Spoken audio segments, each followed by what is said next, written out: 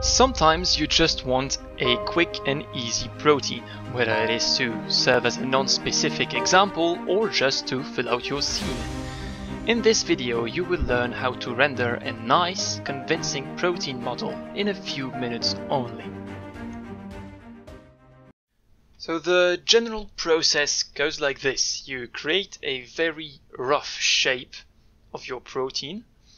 You take this shape and you apply a subdivision surface modifier, then add a displace modifier to get a more organic look, and then add another displacement modifier to add the little bumps to make it look like it's made out of atoms or amino acids. And it's done. Then customize the material as you'd like. Adding subsurface scattering is popular since it gives it a more organic look, but you can go for anything since light and color, as we know, do not make sense at the protein scale.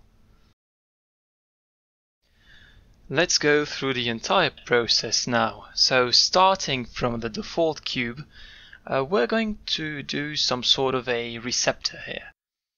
All we need is a very rough shape where you have like an arm sticking out ready to bind to a ligand. I'm only using basic shortcuts here. So there was Ctrl R for loop cuts, K brings out the knife, click on edges to define your shape and then hit enter to confirm.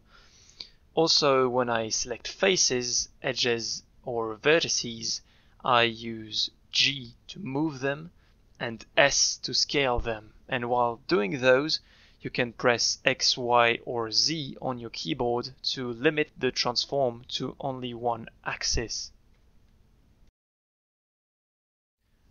This is enough, we can work with that. Now duplicate again and we are adding a subdivision surface modifier. And look how cool of a shape this does. Now if you want, you still can go to edit mode and modify the mesh, and you can see immediately how that affects the result.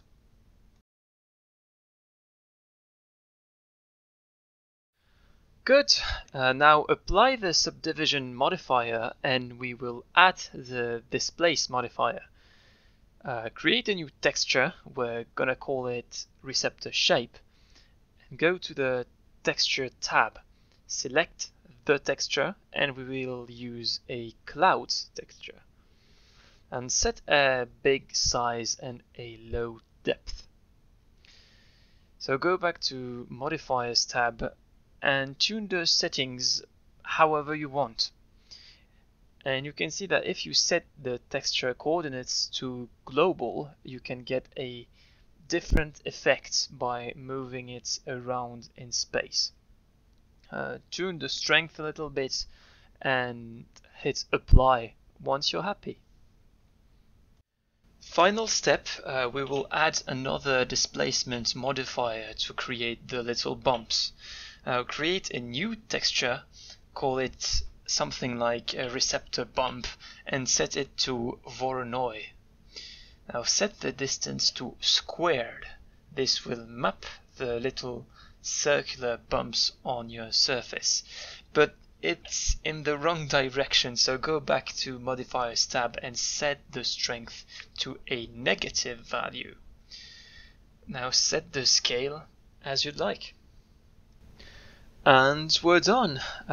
This was my first tutorial. If something wasn't clear, please let me know. I'll help you out and it will help me for the next one.